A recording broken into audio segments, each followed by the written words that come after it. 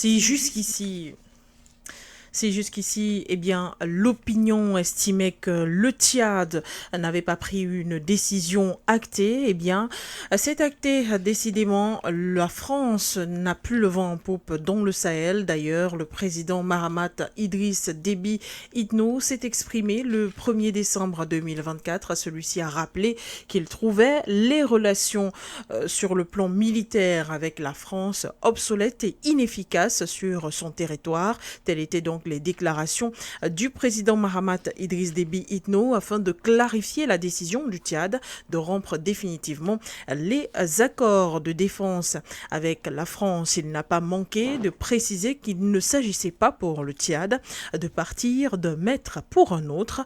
Il s'agit simplement de renouer aujourd'hui avec de nouvelles relations et rapports stratégiques ainsi que accords. Eh bien, on en parle dans cette émission. Que représente cette décision prise par le Tchad aujourd'hui? À quoi ressemblera l'avenir? Quelles sont les conséquences pour N'Djamena après une décision comme celle-là? On en parle avec André-Christelle Fanga qui est notre invité dans le cadre de ce programme Regard panafricain. Bonsoir André-Christelle Fanga, merci d'être avec nous. Madame Adon Begoudé, c'est toujours un plaisir, n'est-ce pas, partager et renouveler, d'être sur votre plateau, dans ce somptueux studio que se produit l'émission Regard panafricain, sur l'une des radios les plus suivies, n'est-ce pas, actuellement au Cameroun et un peu ailleurs, parce que vous êtes sur toutes les plateformes, n'est-ce pas, des TIC aujourd'hui, des technologies de l'information et de la communication, c'est-à-dire sur YouTube, Instagram, WhatsApp, et j'en passe. C'est toujours, pour moi, un devoir de ne pas trahir la mission qui est la mienne, parce que chaque personne ayant découvert, n'est-ce pas, sa mission, a quelque chose de particulier, ou la trahir, ou l'accomplir. Et moi, je suis là pour l'accomplir, cette mission-là. C'est les Saintes Écritures qui m'ont apprise. Au commencement était la parole était avec Dieu, et la parole était Dieu. Et donc, toutes choses ont été faites par la parole. Et nous pouvons nous en féliciter, nous qui avons reçu, n'est-ce pas, le ministère de la parole, d'avoir l'opportunité de transcrire, de transmettre, n'est-ce pas, la pensée aux autres au travers des ondes, au travers des postes radio et de tous les autres moyens de communication nécessaires.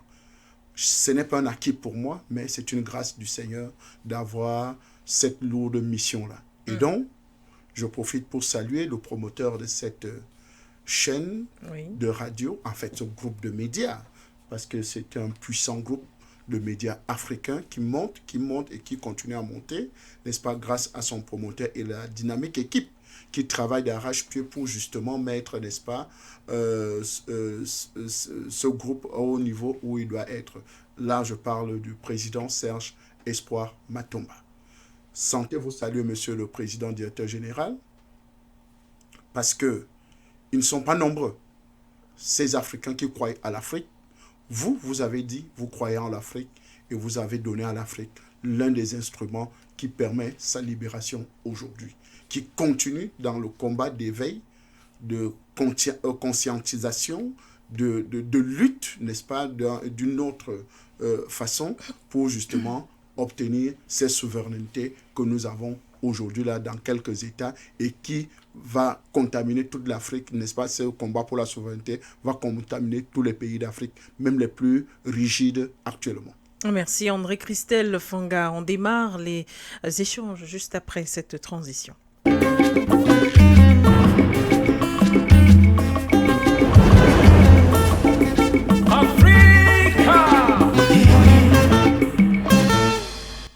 Le gouvernement gouvernement du Tchad informe l'opinion nationale et internationale de sa décision de mettre fin à l'accord de coopération en matière de défense signé avec la République française, révisé le 5 septembre 2019, visant à renforcer la coopération en matière de sécurité et de défense entre les deux États. Cette décision prise après une analyse approfondie marque un tournant historique. En effet, après 66 ans de proclamation de la République du Tchad, il est temps pour le Tchad d'affirmer sa souveraineté pleine et entière, ainsi que de redéfinir ses partenariats stratégiques selon les priorités nationales.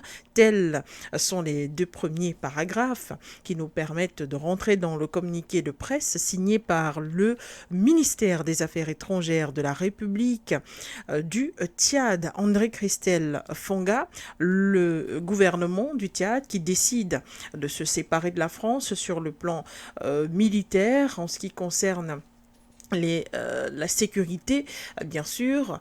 Rappelons cette révision en 2019 des différents accords.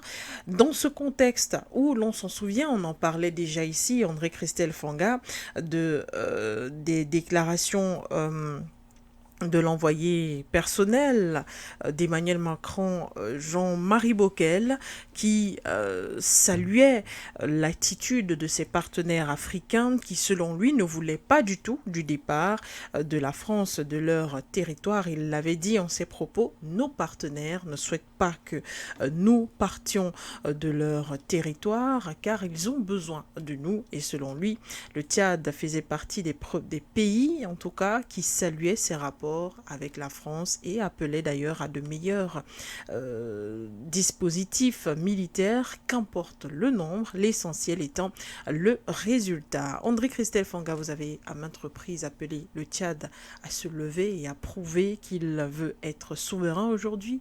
Êtes-vous satisfait de cette nouvelle annoncée par, annoncée par le ministère des Affaires étrangères du Tchad et réitérée par le président Mahamat Idriss Déby Itno le 1er décembre dernier? Madame Adon Begoudé, laissez-moi jubiler. Allez-y, jubilez. Laissez-moi célébrer. Célébrer donc. Une grande victoire.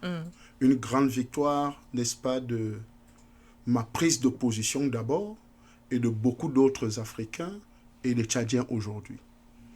Je l'ai toujours dit, le général Mahamat Idriss Déby, président de la République du Tchad, est un panafricaniste. Je l'ai toujours dit, je l'ai toujours crié haut et fort. Et aujourd'hui, nous avons le résultat. L'un des résultats que nous attendions depuis des décennies. Parce que vous savez qu'une base française au Tchad contribue d'abord à la déstabilisation du Tchad, contribue à la déstabilisation du Soudan, contribue à la déstabilisation du Centrafrique, contribue à la déstabilisation du Cameroun. Sans compter d'autres pays, le Niger. Et donc, aujourd'hui, cette décision qui est prise, n'est-ce pas, de se séparer de soi-disant le partenaire traditionnel. Et vous comprenez que l'ami personnel de M. Macron, envoyé spécial en Afrique, est un menteur. Je l'avais dit ici que c'est un menteur. Le président de la République du Tchad ne pourrait pas tenir ce genre de propos, sachant que la France est dans une mauvaise posture en Afrique et que le Tchad lui-même est déjà avec, n'est-ce pas, les situations compliquées où le Tchad se trouve, ne peut pas accepter une telle, le président ne peut pas dire une telle chose. Et vous comprenez et vous confirmez avec moi aujourd'hui que M. Jean-Marie Bockel est un menteur patenté. Et son patron lui-même, c'est un menteur patenté. Parce que vous ne pouvez pas être l'ami personnel, n'est-ce pas, de quelqu'un, envoyé spécial, envoyé personnel, voilà, oui. Exactement. Envoyé personnel de M. Emmanuel Macron, ça veut dire que c'est M. Emmanuel Macron qui est un menteur patenté. Et donc, tous ceux qui l'entourent sont des menteurs patentés. Donc, ils ont voulu court-circuiter, n'est-ce pas, ce qu'ils avaient déjà vu venir. Et je voudrais vous dire que 66 ans après, c'est beaucoup quand même. Et moi qui suis un lecteur de la Bible, je crois que 66 ans, n'est-ce pas, représente quelque chose d'extrêmement important. Et même on va aller là, parce que la Bible parle dans Jérémie 29, le verset 10, n'est-ce pas, quand 70 ans seront écoulés, on parlera, n'est-ce pas, de votre libération, n'est-ce pas, vous sortirez de la captivité. Et donc, je pense que ça c'est 66 ans, il ne reste que 4 ans. Donc je suis sûr que dans les 4 ans qui vont suivre là, n'est-ce pas, sachant que le mandat de mon président, n'est-ce pas, Mahamat sera en cours parce qu'il venait d'être élu. Vous êtes d'accord avec moi face à celui qui était votre ami, qui est très... Je ne sais pas parler. Mais l'ancien premier ministre de la transition. Voilà, qui était aussi candidat à l'élection. On parlait de Succès Masra. Voilà, d'accord.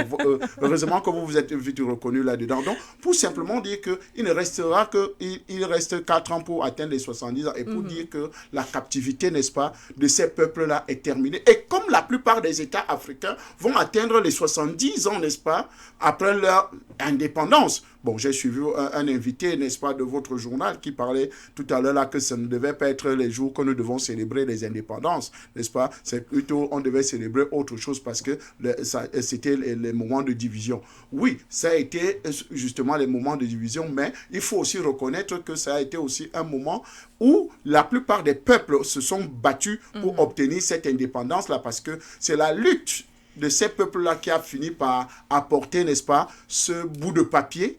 Tout a commencé sur un bout de papier maintenant. Le reste, c'est l'implémentation maintenant des politiques sur le terrain ou bien des autorités, des élites sur le terrain de cette indépendance-là. Donc, vous voyez que pendant les 4 ans qui nous restent pour atteindre les 70 ans, nous allons justement implémenter tout ce qu'il faut pour sortir, n'est-ce pas, la France de notre existence, de nos États, de nos pays. Et donc, je suis fier aujourd'hui de soutenir un homme qui a la capacité d'écoute et qui pose des actes concrets, n'est-ce pas, par rapport à son engagement panafricain, n'est-ce pas, à cet engagement qu'il a pris auprès du peuple et que le peuple lui a donné mandat de dire que, messieurs, vous devenez notre président de la République parce que nous savons que vous pouvez défendre, n'est-ce pas, la patrie. Sachant que l'armée tchadienne est une armée aguerrie. C'est l'une des armées, n'est-ce pas, les plus puissantes en Afrique en matière de lutte contre le terrorisme. Ça ne se discute avec personne. Je pense qu'aujourd'hui, en matière de djihadisme, lutte contre le terrorisme, le Tchad a fait ses preuves. Que ce soit au Mali, que ce soit dans d'autres pays, le Tchad a fait ses preuves dans la lutte contre ces bandes armées-là, de ces regroupements rebelles. Donc, je pense qu'aujourd'hui, avoir une base française sur son territoire et qui ne sert à rien pendant 66 ans, qui n'a pas fait avancer le Tchad d'un pouce, qui n'a rien produit, mais plutôt qui a servi, n'est-ce pas, à chaque instant à la déstabilisation du Tchad. Je pense que c'est une grande victoire. D'ailleurs, même on devait mettre des chants.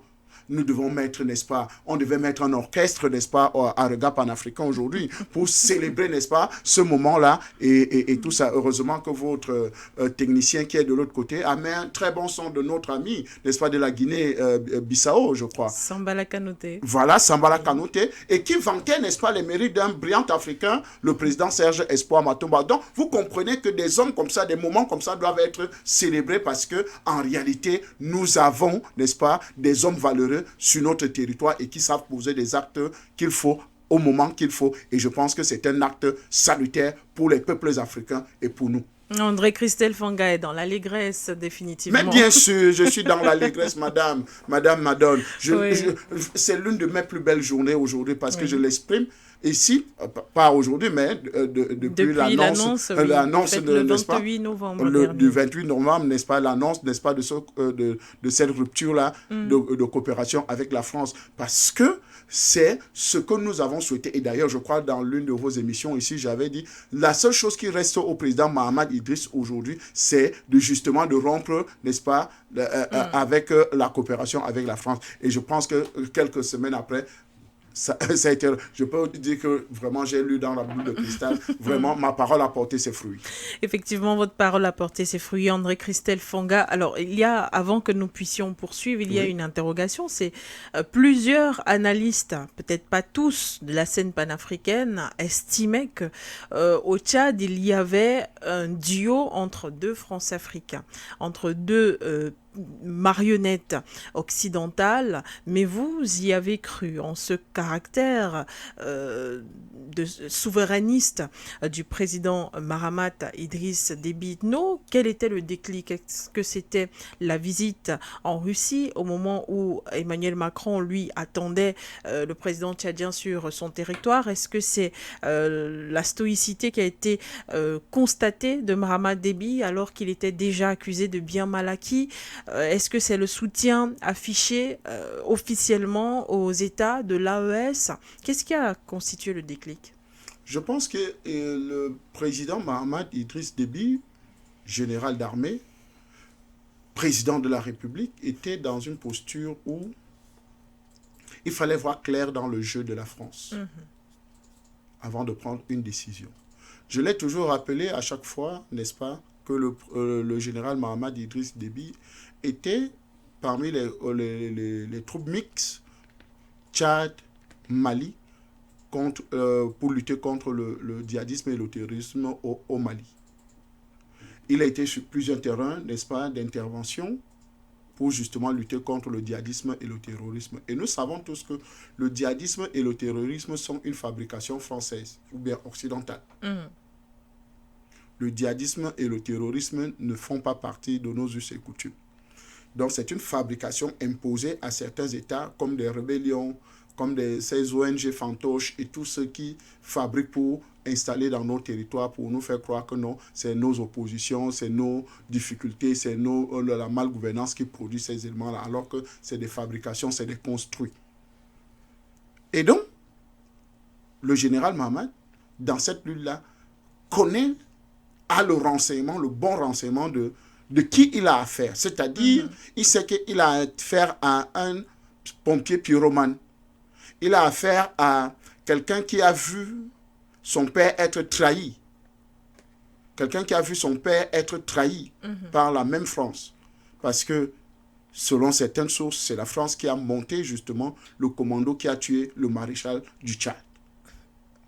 Donc, vous voyez que ces opérations-là, la plupart de ces opérations se sont déroulées devant lui. Donc, il connaît la mesquinerie, il connaît la roubladise, il connaît la méchanceté, il connaît, n'est-ce pas, le vol, le pillage, n'est-ce pas, de cet acteur, soi-disant, de développement dans nos différents États. C'est un acteur qui, longtemps, s'est comporté comme la censure. Vous savez que la censure ne vit que du sang, n'est-ce pas, des autres. Donc, il s'accroche à vous, à votre pied ou à votre main. Quand vous avez mis peut-être la main dans l'eau où il se trouve, allez, il s'accroche à vous et il vous suce le sang jusqu'à ce qu'il soit rassasié. D'ailleurs, vous qui êtes un adepte de la parole de Dieu, quelque part dans le livre, il est dit la censure a deux noms. Donne et donne. Juste pour vous aider. Bien sûr. Donc, vous comprenez que ça, ayant découvert ce caractère-là, là, je suis en train de parler du président de Mahamat, ayant découvert et sachant avec qui il a affaire, donc il fallait prendre du temps pour essayer de comprendre. Vous avez cité des événements qui se sont produits, qui pour vous pensez peut-être c'était le déclic. Non, il avait déjà l'âme panafricain, il est panafricain, il manquait juste, n'est-ce pas, des occasions pour justement implémenter, n'est-ce pas, cette souveraineté du Tchad. Et il en a eu l'occasion et il a démontré. Parce que, rappelez-vous, qu'il y avait des instructeurs américains, en fait des soldats américains, plus d'une centaine au Tchad. Il les a renvoyés. Et au même instant, il a fait venir des instructeurs russes.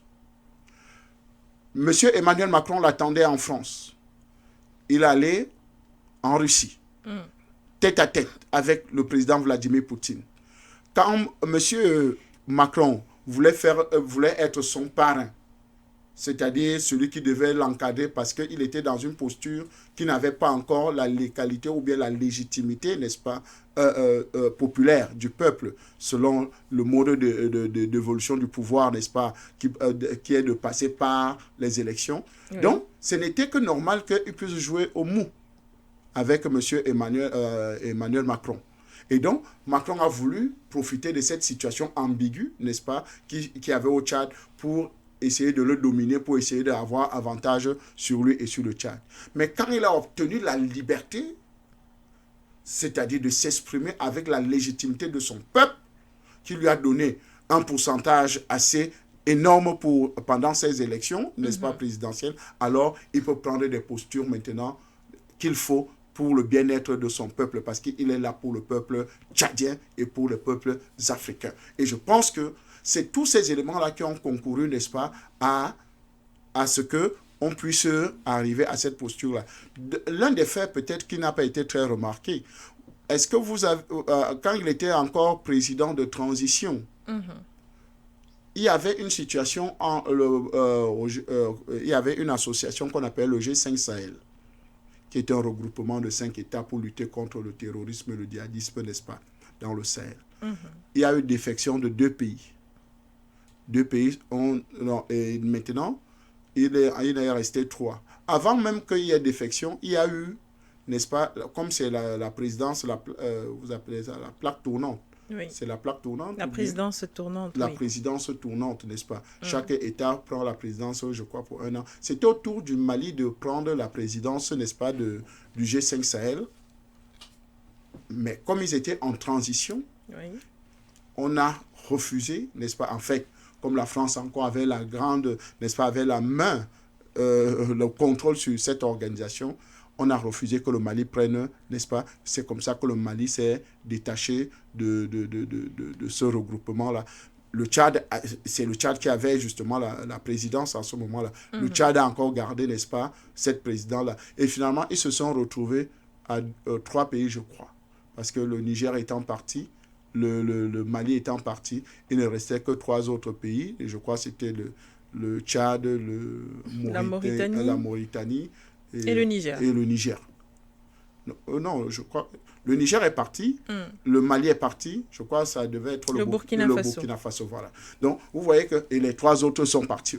Donc, les 3 autres sont partis, il ne restait que 2. Et donc, ce n'était que normal qu'ils se retrouvent, n'est-ce pas, dans cette posture-là. Donc, vous voyez que. Mais la solidarité entre Ibrahim Traoré, Assimi Goïta et Mahamat Idriss les rapproche, et ça fait que son apport ou bien l'estime qu'il avait pour les États du Sahel dérangeait. En fait, c'est lui-même qu'on avait chargé, parce que Macron a voulu le prendre comme élément de déstabilisation du Niger.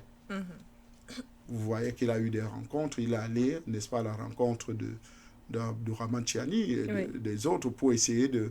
Bon, les échanges, on ne nous dira pas ce qui se sont dit dans les palais, mais quand il est revenu, c'était il y avait un discours un peu... C'était un homme nouveau, selon vous? Mais bien sûr, c'était un homme nouveau et en fait, il savait ce qu'il faisait. Donc, je pense qu'aujourd'hui, tous ces différents éléments-là n'arrivent à une seule conclusion, c'est que le combat pour la souveraineté de nos États est en marche. Et le président de la République du Tchad l'a bien compris, l'a bien assimilé la leçon et sait où il part en prenant cette décision-là. Donc, le déclic n'est pas maintenant, le déclic est depuis longtemps parce qu'il a été longtemps au pied de son papa, il a été longtemps au pied de l'armée, lui-même étant soldat. Donc, vous voyez qu'il a ayant côtoyé les autres qui sont aujourd'hui au pouvoir, c'est-à-dire Assimi Goïta, il a côtoyé, n'est-ce pas, les autorités militaires du Niger, il a côtoyé aussi ceux du Burkina Faso, parce qu'il était justement dans l'équipe, n'est-ce pas, qui constituait cette armée du G5 Sahel, qui devait justement se mettre en place pour lutter contre le djihadisme et le terrorisme dans la zone sahélienne. Merci André-Christelle Fanga. Vous avez là déroulé le déclic selon vous, mais tout en rappelant que vous avez toujours cru en ce président Mahamat Idriss Déby Itno depuis son accession au pouvoir, malgré les reproches d'adoubement qui avaient été faits en ce qui concernait cette présidence par la France. Alors André-Christelle Fanga, on revient dans le vif du sujet. Nous parlons donc de ces rapports, de ces accords qui ont été rompus par le Tchad. Le président Mahamat Idriss Déby Itno, c'est une seconde sortie de sa part dans le même genre où il parle sans gêne, sans embâche et dénonce simplement ce qui se passe sur son territoire. Cette fois-ci, il a décidé de déclarer ouvertement à la France que les accords de défense qui liaient le Tchad à la France au Tchad étaient inefficaces et obsolète. C'est un discours qu'on connaît assez. On l'a entendu venant du Mali, du Burkina Faso ou encore du Niger. Est-ce qu'on pourrait lier à ces déclarations, ce revirement du Tchad aux attaques qui ont eu lieu le 27 octobre dernier et qui ont coûté la vie à une bonne quarantaine de militaires tchadiens sur le territoire, bien sûr, dont on parle, mais aussi cette volonté de se détacher, par exemple, de cette mission dans le lac Tchad concernant plusieurs pays dont il estimait ne pas recevoir le soutien, et pourtant chaque fois qu'un pays est attaqué, le Tchad se rue vers ce pays pour apporter de son aide. On se souvient aussi que durant cette même période, après les propos de Jean-Marie Bockel, on s'interrogeait sur ce plateau. Est-ce que le Tchad se retrouve par exemple sans issue et pourrait se retourner vers la France comme soutien principal face au terrorisme? Alors, votre question est très prolixe, c'est très large et ça fait que il faut... Vous pourrez également répondre sur plusieurs angles. Voilà, donc il faut le répondre sur plusieurs angles, et en fait qui convergent vers la même réponse, pour simplement dire que l'inefficacité de la coopération entre la France en dehors du Tchad et les autres pays. Madame, citez-moi un seul exemple, un seul fait d'armes de l'armée française ou bien de cette coopération avec la France. Prenez n'importe quel pays où vous connaissez qu'il y a une coopération, malgré que c'est vous qui posez les questions, mais je vais répondre, ne vous en faites pas. Où la coopération française avec l'État français a produit des fruits.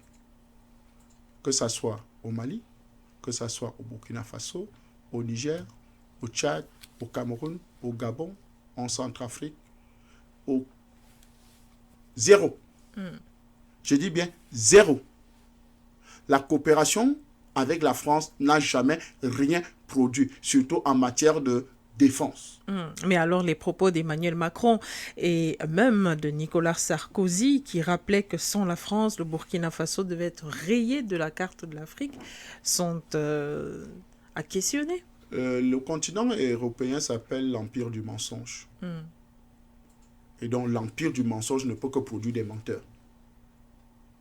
Ils sont au service du menteur. Et la Sainte Bible dit encore que il est menteur dès le commencement, il ment par son propre chef, et il est le chef des menteurs. Il est le père, n'est-ce pas, du mensonge. Et donc, tous ceux qui mentent sont ses fils. Et donc, M. Nicolas Sarkozy est fils du menteur, donc il ne peut être qu'un menteur. D'ailleurs, vous me rappelez là une belle vidéo où il est interviewé, M. Nicolas Sarkozy. Il dit qu'il n'a jamais goûté une cigarette de sa vie. Il n'a jamais il n'a jamais goûté à de l'alcool. Et dans la continuité de la vidéo, on le voit avec un cigare, on le voit avec une cigarette, on le voit avec, n'est-ce pas, quelques verres de vin en main. Vous voyez un peu. Donc, vous voyez comment lui-même, ses propos, le condamne lui-même. Ça, c'est Nicolas Sarkozy. Monsieur Nicolas Sarkozy nous avait dit qu'ils vont installer la démocratie, n'est-ce pas, en Libye. En Libye. Ça fait 12 ans, 13 ans, combien d'années, beaucoup, que M. Kadhafi est mort. Oui. Il a été tué par les bombes de l'OTAN, soit disant qu'on va installer la démocratie. Jusqu'à présent, il y a eu une élection en Libye. Il y a un semblant de démocratie. D'ailleurs, celui-là même qui disait qu'il devait installer la démocratie, lui-même a été chassé du pouvoir en France. Monsieur Nicolas Sarkozy. Donc, il n'a pas fait un deuxième mandat. Ouais, ils sont rares, ils sont pas nombreux des présidents français qui n'ont pas fait deux mandats. Ils sont rares, vraiment. Nicolas Sarkozy, je crois François Hollande aussi. En fait, c'est comme si cette une nouvelle génération de présidents français ne font que c'est Emmanuel Macron qui a échappé. Emmanuel Macron parle d'ailleurs d'un troisième mandat. Bon, vous savez qu'il a injecté le virus là en Afrique. Bon, en fait, il est venu copier le virus là chez ses amis de Côte d'Ivoire et un peu de partout là, qui font les troisième mandats et même les quatrièmes en prostituant la Constitution, en violant la Constitution, hein, en traumatisant les constitutions. Bon, c'est leur Constitution, ça leur regarde, c'est tous les Français qui font ça. Donc, pour simplement dire que, madame, on est là avec des menteurs patentés, des gens qui n'ont jamais dit la vérité, n'est-ce pas, un jour. Parce que M. Macron ne dit pas la vérité. Parce que s'il faut prendre des exemples, le Mali, qui était le terrorisme, soi-disant, n'est-ce pas, selon les estimations du ministère français de la Défense, ils estimaient les terroristes entre 300 et 1000 au départ, en 2013, lors du lancement de Barkhane. Parce que Barkhane vient pas en 2013, au Mali. Jusqu'en 2023, quels sont les résultats de Barkhane? Zéro. Aucun terroriste de grand renom tué. D'ailleurs, nous profitons pour saluer des deux mains le Mali, qui vient de faire, n'est-ce pas, le ravage dans le camp des, n'est-ce pas, les soi-disant terroristes djihadistes qui avaient leur assemblée générale où ils nommaient des nouveaux hommes. Donc, beaucoup de chefs rebelles sont morts. Ceux qui formaient l'État de l'Azawad, de la nouvelle constitution, les machins, ils sont morts. Ça, c'est un fait. Alors que pendant près de 10 ans, on ne nous a jamais montré un rebelle, un djihadiste, un terroriste, un Touareg arrêté ou assassiné. Jamais, pendant 10 ans. On passe. La France n'a jamais rien gagné de sa vie. La France n'a jamais produit aucun résultat. Même la petite liberté que la France a, c'est grâce à la vaillance des peuples africains. Et d'ailleurs, on célébrait le 1er décembre, n'est-ce pas, les massacres de Tcharoy, de ces tirailleurs sénégalais qui sont allés. Bon, tirailleurs sénégalais, c'est simplement pour dire que c'est au Sénégal qu'on les a tous reversés, mais c'était tirailleurs africains, la plupart, parce qu'ils sont sortis un peu de partout. Et d'ailleurs, si vous allez à la Chambre de commerce du Cameroun, c'est là où le départ, n'est-ce pas, de tout a commencé. Chambre du commerce du Cameroun est écrit, il y a un écriteau écrit en face. Ici est née la France libre et indépendante, parce que c'est au Cameroun que le soi-disant maréchal Leclerc est arrivé, prendre des hommes avec quelques autres soldats français. Il n'était que, je crois, il avait fabriqué des galons au Nigeria là, de capitaine et de colonel. Donc, ils ont fabriqué des galons eux-mêmes au Nigeria avant d'arriver au Cameroun pour essayer de se donner une importance. Vous voyez, le pays des menteurs, de l'empire du mensonge. Donc, ils ont même menti sur leur grade pour obtenir de l'aide. Donc, c'est à partir de là où ils ont eu des renforts pour justement aller. Des soldats africains se sont levés du Cameroun, Fort-Lamy, et Bénin et un peu de partout. Tous ces pays-là sont allés jusqu'à aller libérer la France. Donc, même la petite indépendance que la France a aujourd'hui, parce que la France était sous domination allemande pendant 4 ans, sur colonisation allemande pendant 4 ans. C'est les soldats africains qui ont libéré. Vous pouvez aller lire les mémoires de Hitler, il le dit clairement dans ses mémoires en disant grâce à la vaillance des peuples africains, la France a pu être libérée. Donc la France nous doit même sa propre liberté. Égalité, fraternité qu'ils disent là, c'est nous qui les avons donné ça. Donc quand je le dis, c'est pour rappeler à M. Emmanuel Macron que tout ce qu'il peut raconter n'est que du mensonge parce qu'il ne connaît pas l'histoire de l'Afrique et il ne connaît pas les Africains. Il ne connaît même pas l'histoire de la France. Bon, ils ont occulté, n'est-ce pas, l'histoire, n'est-ce pas, des peuples africains. Ils ont occulté, n'est-ce pas, l'histoire des peuples noirs qui ont longtemps travaillé pour le bien-être de l'humanité. Les grandes découvertes du monde sont la plupart à 70% noirs. Donc, quand je le dis, c'est pour rappeler simplement que Madame Bégoudé, la coopération avec la France n'a jamais produit de résultats, ne nous a jamais amené à avoir, n'est-ce pas, un pays en paix. Prenons l'opération Sangaris en RCA. Oui. L'opération Sangaris, c'est une opération montée par la France pour sécuriser, n'est-ce pas, la RCA quand deux frères se sont mis en guerre. C'est-à-dire, il y a eu guerre civile en RCA entre les anti-Balaka et la Séléka. Ils ont lutté pendant près de beaucoup d'années. Mais la France a monté une opération Sangaris. Ce que la France a fait, l'opération Sangaris a fait, c'était juste de violer les petits garçons et les petites filles. Voilà le résultat de Sangaris en RCA. C'est-à-dire la coopération avec l'État français, c'est que les soldats français trouvent mieux, c'est de violer les petits garçons. de violer les petits filles. Vous imaginez ce que quand une opération qui vient pour la sécurité.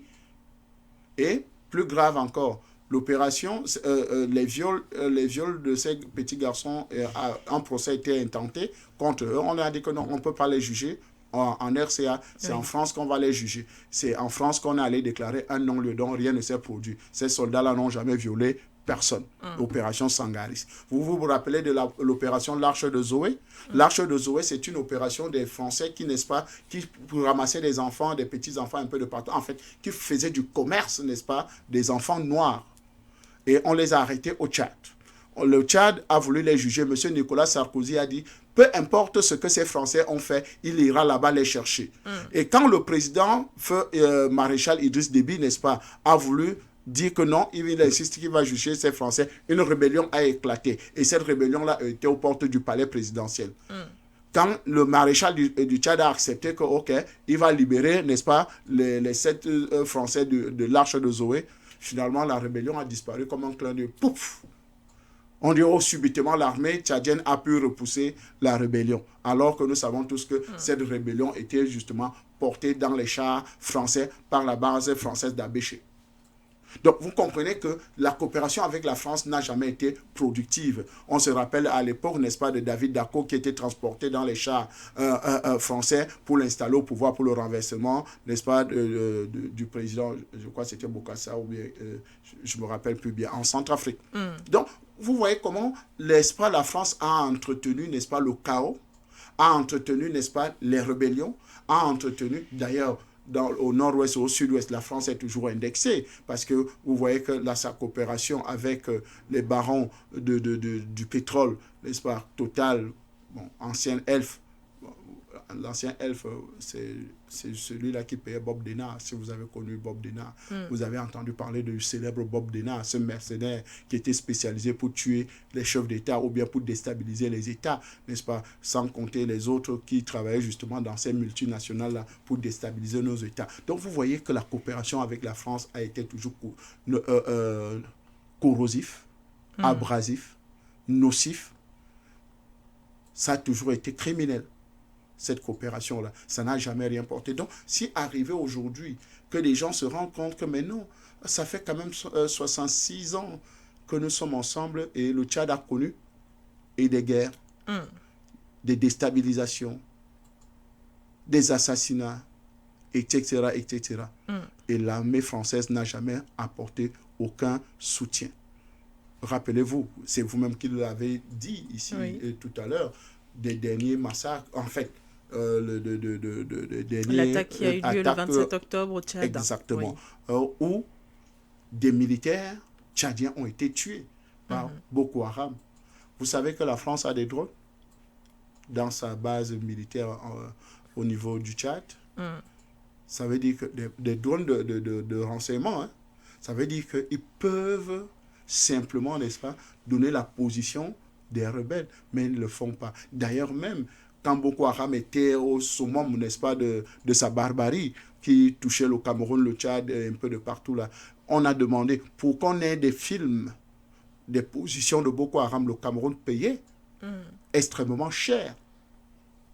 Donc vous voyez que cette coopération corrosif et abrasif avec la France n'a jamais produit de résultat. Ça nous a plutôt enfoncé. D'ailleurs, on sait que le parrain de Boko Haram, c'est la France. Donc, ce n'est que normal que les derniers événements soient le clou, n'est-ce pas, qui vient justement donner du tonus, bien encore de la force, n'est-ce pas, au président Mohamed Idriss, parce que lui-même étant descendu sur le terrain, piloté l'opération Ascanit, n'est-ce pas, qui a justement éradiqué ce phénomène qui voulait s'installer parce que, sachant que la France le joue, vous savez qu'elle organise le terrorisme, elle organise les contestations, les rébellions, elle organise avec tous ces différents éléments qu'elle a mis en place, sans compter une communication bancale ou bien une communication, n'est-ce pas, corrosive et abrasive qui vous met dans des états où vous n'avez plus le contrôle, n'est-ce pas, de vos citoyens. C'est-à-dire qui récitent, n'est-ce pas, à la rébellion. Donc, vous voyez que tous ces éléments, ils les mettent en place pour justement déstabiliser nos États. Ayant compris cela, ce n'est que normal que le président, n'est-ce pas, Idriss Mahamat, se mettent dans cette posture-là, Kaka Déby se met dans cette posture-là en disant stop et fin à la coopération française dans mon territoire, sur le territoire tchadien, parce qu'elle n'a jamais rien apporté. Donc, M. Macron devait réavaler sa langue. M. Nicolas Sarkozy de Boxa, le voleur, vous savez que c'est un bandit. Il marche maintenant avec les petites, vous appelez ça quoi, contrôle judiciaire, les trucs. Il paraît qu'en France, on met ça pour que vous n'allez pas loin, on vous surveille. Le bracelet électronique. Le bracelet électronique, il paraît, avec son ami Vincent Bolloré. Vous voyez un peu des gens qui ont des truands, qui ont truandé l'Afrique, qui continuent à truander l'Afrique avec la complicité de certains barons, n'est-ce pas, qui sont encore installés en Côte d'Ivoire, bon, l'autre au Bénin, au Togo, un peu de partout, ces truands-là. Merci. Merci à vous, André-Christelle Fanga. On va peut-être sortir de cette thématique avec cette question. Quelles sont aujourd'hui les conséquences pour le Tchad après une décision comme celle-là, c'est-à-dire rompre définitivement les accords de défense avec la France face aux différents défis sécuritaires auxquels sont exposés les Tchadiens ainsi que le gouvernement lui-même. Quelle est la suite selon vous? Vous avez parlé tout à l'heure de l'armée tchadienne comme étant une armée puissante en Afrique, l'une des armées les plus grandes sur le territoire africain. On a aussi l'armée malienne qui est souvent citée comme telle. Est-ce qu'on va dire que ça va de soi que le Tchad, par exemple, pourrait se rapprocher des armées de l'AES afin de peut-être faire renaître l'idée qui était venue du G5 Sahel avant que ça ne devienne le G5 Sahel plus la France, par exemple? Est-ce qu'on peut espérer cela? Est-ce qu'on peut analyser également cette actualité sur ce point de vue-là? Madame Madone Begoudé, il faut comprendre une chose qui est claire et simple. Oui. Le Tchad ne regrette rien en se séparant de la France. Parce que la France n'a jamais rien apporté. Et donc, il n'y a aucune conséquence, c'est-à-dire peut-être on aurait peur que la formation, livre les armes et ceci. La seule chose qu'on peut craindre, c'est qu'elle organise, n'est-ce pas, une guerre civile, une rébellion, et qu'elle crée le désordre en fait, comme à son habitude. Mais on maîtrise déjà tout ça. On sait déjà comment ça fonctionne. Le plus grand problème des Africains, c'était la peur. C'était la peur de voir une France puissante, une France grandiloquente qui se vante d'être l'alpha et l'oméga, d'être le pharaon, d'être celui qui a la vie et la mort, n'est-ce pas, des Africains, ou bien d'un leader africain entre ses mains. Ça, c'était l'époque. C'était l'époque où les gens rêvaient, oh, je vais à Paris. Oh, je vais en France. Mais madame, moi je dis, si je rêve que je vais en France, c'est un cauchemar. Je dis bien, si je rêve que je suis en train d'aller en France, c'est un cauchemar. Pardon, allez réveiller les pasteurs qui viennent prier pour moi. Parce que c'est un démon qui m'a arrêté. Donc aller en France, pour moi, c'est comme une possession satanique. Incroyable. Moi, oui. Donc, ce n'est plus l'époque où des gens rêvaient. Oh, je vais à Paris, je vais en France, je vais à Marseille, je vais à Monaco, je vais à machin. Non. Pour nous, moi, André-Christelle Fanga, je ne rêve pas aller en France. Ce n'est pas le pays de mes rêves.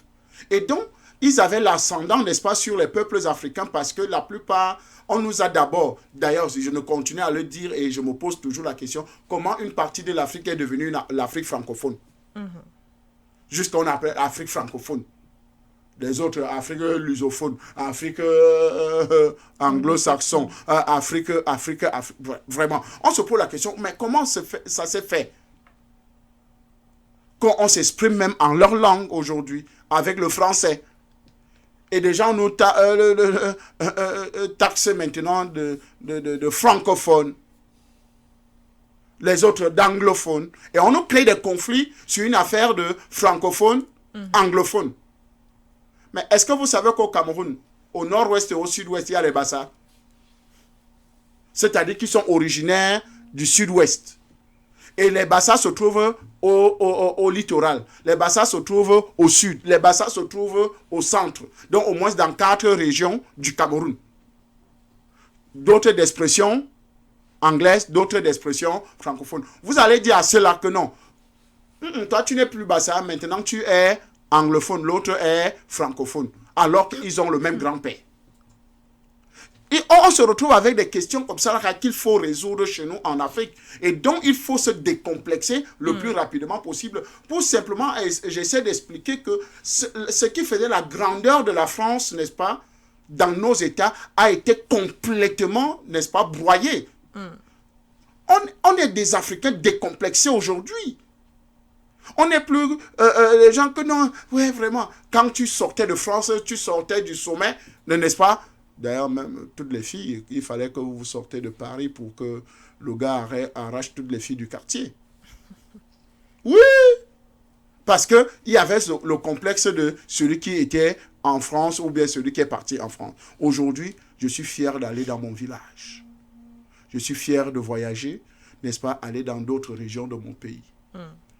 Parce que c'est des coins à découvrir, malgré qu'on n'a pas de route.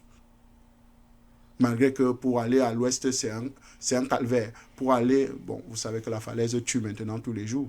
Donc, c'est juste une légère parenthèse pour saluer le ministre des Travaux publics du Cameroun. Ce n'est pas l'objet du sujet aujourd'hui. Parler d'Emmanuel Nganoundou Messi. Oui, de Nganoundou Messi. Donc, on le salue pour le bon travail qu'il a fait. Et il veut que Paul Biya soit encore candidat pour l'élection de 2025. Mais il ne réalise pas ce que Paul Biya lui a donné comme budget de faire les routes. Passons. Pour simplement dire que la France ne fait plus rêver. Et comme la France ne fait plus rêver, donc on ne s'attend plus à une conséquence quelconque ou bien une quelconque représailles que non, la France va faire, non. Nous savons tous que la France a ses anciennes méthodes qui est, vous avez vu comment ils ont fait avec le Centrafrique, ils ont annulé, en fait, ils ont suspendu la soi-disant aide, appui budgétaire, ils ont suspendu les appuis au développement, ils ont suspendu, parce que le RCA dépendait totalement et complètement de ces appuis budgétaires-là, parce qu'en réalité, le RCA était un pays réserve, un pays réservoir. C'est-à-dire, vous ne touchez pas le pays. Si vous creusez à plus de 12 mètres en Centrafrique, vous venez de violer le territoire français. C'est-à-dire, dans votre propre pays, si vous creusez à plus de 12 mètres, parce qu'à partir de 13, 14, n'est-ce pas, vous trouvez déjà des ressources naturelles recherchées par la France. Donc, pour eux, c'était une réserve. Donc, vous ne creusez pas. Si vous creusez, vous avez violé le territoire français, comme à une certaine époque en RDC, où c'était la RDC appartenait à Léopold II et continue à appartenir à Léopold II avec ses sujets, avec ses gens aujourd'hui. C'est pour ça que Tshisekedi ne veut rien faire pour finir la guerre en RDC. Vous voyez un peu. Parce qu'il suffit juste de recruter 2 millions de Congolais. 2 millions de Congolais, formation 6 mois avec la Russie, avec les instructeurs russes. On vous donne les armes, vous écrasez le M21, c'est le M20 quoi? M23. Bon, je connerie comme ça. Un autre pays de cœur d'André Christelle Fonga. Oui. Et un autre président cher, André Christelle Fonga. Je l'aime beaucoup, mais il me déçoit. Merci, Monsieur Fonga. Vous aviez terminé de répondre à la question? Mais la coopération avec la France, elle est inutile. D'accord. On n'a plus peur de ça. Peu importe les méthodes. Oui. Maintenant, c'est la mort du franc CFA qu'on attend. Effectivement. Alors peut-être après la rupture des accords en matière de défense avec la France, le Tchad se tournera-t-il vers une nouvelle monnaie? Certains prédisent par exemple, ou alors pressentent, un rapprochement avec l'AES qui est en train de travailler à la création d'une monnaie. Voilà, effectivement, ce n'est pas que le Tchad du jour... le Tchad et le Mali et le Burkina Faso se rapprochent. Ou le Niger. On parle en termes de monnaie. Oui, mais justement, je pense que il faut d'abord que le Tchad envisage d'entrer, n'est-ce pas, dans la charte de l'Iftako-Gourmand. Oui. Ça sera d'une importance capitale, ça va grossir les rangs. Et je pense que ça va se faire d'ici peu. Je crois à ça fermement. Et donc, la mise en place, parce que même aux Maliens, je leur demande, vous ne pouvez pas aller aux élections en utilisant le franc CFA. Et quand on va vous déstabiliser, ou bien quand il y aura des remous, parce qu'on va prendre beaucoup d'argent. Le franc CFA, c'est juste un papier qu'on fabrique à Chamalières. c'est la France qui connaît le nombre de papiers qu'il peut imprimer. Et il vient déverser ça, il vient donner ça à un opposant qui achète tout le monde. Qui paye tout. Vous faites comment pour tenir, n'est-ce pas, avoir le contrôle sur tout ça. Vous voyez un peu, donc c'est un instrument extrêmement fort. Donc, même le Mali lui-même, le Burkina Faso, le Niger, qui utilise encore le franc CFA, c'est un combat qu'il faut mener jusqu'au bout pour la création justement de cette monnaie dont vous parlez, et que d'autres pays africains utilisant aussi le franc CFA doivent s'allier, n'est-ce pas, à cette donne-là pour qu'on puisse véritablement commencer à penser, n'est-ce pas, qu'on est véritablement souverain. Madame, je vous ai toujours dit, oui, le problème de l'Afrique, c'est les 4 F. Les 4 F sont la France, la franc-maçonnerie, le franc CFA, la francophonie. Quand vous avez les 4 F là sur votre territoire, vous n'êtes pas... Sachez que vous êtes en danger permanent. Quand vous avez les francs-maçons dans votre pays, vous êtes en danger permanent. Quand vous avez la France dans votre territoire, vous êtes en danger permanent. Quand vous avez les francophones dans votre territoire, vous êtes en danger permanent. Quand vous avez le franc CFA, c'est le Terminator. Merci André-Christelle Fanga. Avec les quelques minutes qu'il nous reste, nous parlons de l'actualité sans transition en Côte d'Ivoire où Simone Eivet a été investi par son parti en présence de plusieurs personnalités et cadres de l'opposition. On peut citer Charles Blé Goudé du COJEP par exemple, qui a soutenu cette dame anciennement Simone Gbagbo lors de cette investiture. L'analyse, on l'attend évidemment de vous, mais André-Christelle Fanga, à l'aune des défis aujourd'hui de la Côte d'Ivoire et de cette coalition qui avait donné l'impression d'être née en Côte d'Ivoire, où on pouvait voir certains visages de l'opposition, est-il opportun aujourd'hui pour Simone Eivet d'être portée comme candidate de son parti ou du moins de son mouvement à la prochaine élection présidentielle qui est d'ailleurs prévue pour 2025? Ça, c'est encore les gestations. C'est encore comment on peut dire, les vœux d'être candidat. Mais nous savons tous qu'il y a des conditions pour être candidat à une élection présidentielle qu'il faut remplir. Donc le président, par exemple, Laurent Gbagbo, lui, son élection est déjà, sa candidature est déjà hypothéquée parce qu'il ne répond pas aux critères de candidater. Donc, il est de côté parce que son nom n'étant pas inscrit dans le fichier électoral. Oui. Et ne jouissant pas de tous ses droits civiques. Tous ses droits civiques. Oui. Voilà. Nous avons Madame Gbagbo, Simone, qui aujourd'hui a une cote de popularité aussi, il ne faut pas le nier, très importante en Côte d'Ivoire. Elle a été première dame, elle a été députée parce qu'elle a été élue du peuple. Hein. Elle a toujours travaillé politiquement. Oui. Elle est enseignante, enseignante aussi d'université. Donc, vous voyez qu'elle a un capital de sympathie pour beaucoup d'Ivoiriens et donc qui peuvent lui faire confiance, n'est-ce pas, pour briguer la magistrature suprême en Côte d'Ivoire. Je pense qu'aujourd'hui, la situation est plus grave parce que après le passage douloureux devant les tribunaux, il y a eu des dislocations. Des dislocations dans l'aile dure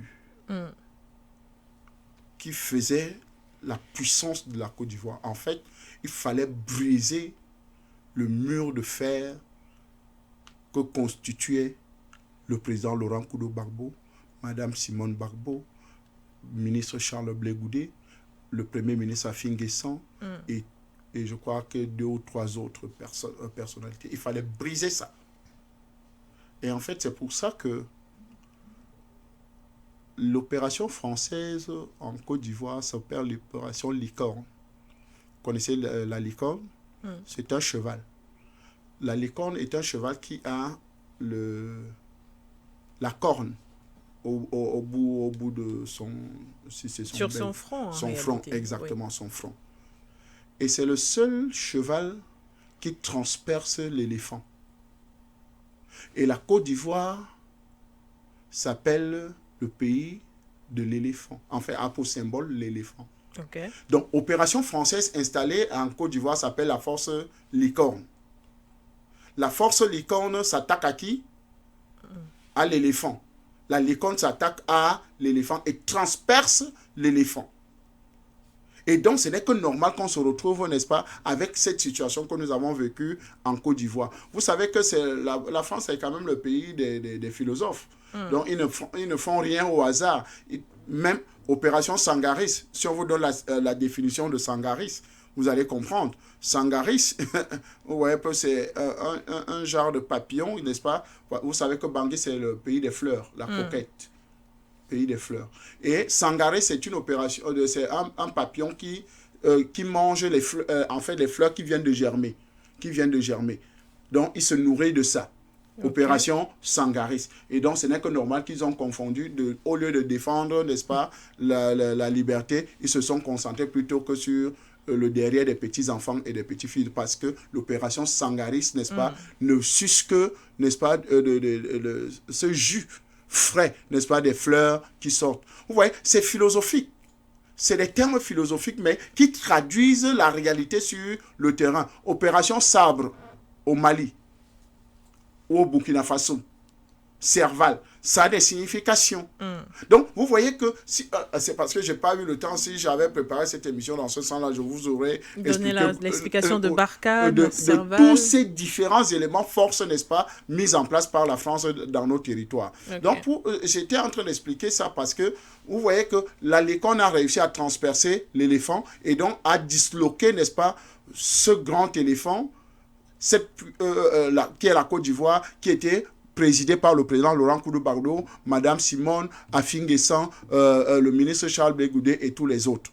Et donc, ayant disloqué toutes ces personnes-là aujourd'hui, ça se retrouve que les forces sont émiettées. Et donc, il est urgent que ces différentes forces-là puissent se retrouver pour essayer, n'est-ce pas, de reconstruire quelque chose qui va permettre à la Côte d'Ivoire de retrouver sa grandeur, sa suprématie et sa stabilité. Parce qu'en réalité, la Côte d'Ivoire n'est pas un pays stable. Avec M. Alassane Dramane Ouattara au pouvoir, c'est un pays instable au quotidien. Donc, pour simplement dire que Mme Simone Gbagbo, oui, c'est bien d'être candidate à l'élection présidentielle. Oui. Sa candidature n'est pas encore validée parce qu'en attendant les dépôts de candidature, que ça soit validé par le Conseil constitutionnel, mais son mouvement l'a déjà choisi comme candidate. Même chose pour le ministre Charles Blé Goudé, même chose pour le président Laurent Koudou-Bardo, qui ont déjà été choisis. Et d'ailleurs, le RHDP a proposé aussi que M. Alassane Dramane Ouattara soit le candidat, n'est-ce pas, de leur parti. Donc, vous voyez que Tidiane Thiam est le candidat du RDR, PDCI, du PDCI RDA. Oui. Donc, vous voyez que les candidatures sont déjà, n'est-ce pas, sollicitées, mais attendons voir véritablement s'il y aura les candidatures seront validées et que les autres vont faire des coalitions pour permettre, n'est-ce pas, à ce que un des soi-disant des candidats choisis puisse être président de la République. Et mon souhait serait que les deux personnes dont vous avez cité tout à l'heure, c'est-à-dire Mme Simone et Yvette, oui. Parce qu'elle ne s'appelle plus Gbagbo, et le ministre Charles Blé Goudé, puissent arriver au pouvoir. Voilà mes coups de cœur pour la Côte d'Ivoire. Parce que le reste, là, c'est des fanfarons. Et où est-ce que vous mettez le président Laurent Gbagbo? Mais le président Gbagbo ne sera pas candidat, parce que sa candidature ne sera pas validée. Merci André Christelle Fonga. Qui joue le rôle de parrain. Par exemple, voilà. Merci bien à vous, André Christelle Fonga. Eh bien, regard panafricain, on ne s'en est peut-être pas rendu compte, mais c'est terminé pour ce soir. Nous nous retrouverons la semaine prochaine pour discuter à nouveau de l'actualité telle que vue par un panafricaniste que vous êtes. Merci à vous d'avoir été avec nous dans le cadre de cette émission en ce début de semaine, en ce début de mois de décembre. C'est moi qui vous remercie pour cette invitation. Je suis toujours disponible, n'est-ce pas, pour vous accompagner à apporter mon regard, n'est-ce pas, panafricain sur les sujets que vous mettez à l'ordre du jour. Oui. Vous comprenez que Nous sommes là pour le combat. Nous n'allons pas trahir notre position. Nous sommes des guerriers de la ligne de front. Vous n'allez pas trahir votre mission. Voilà, vous l'accomplirez. Exactement. Merci, André Christelle Fanga. Restez sur For You Radio.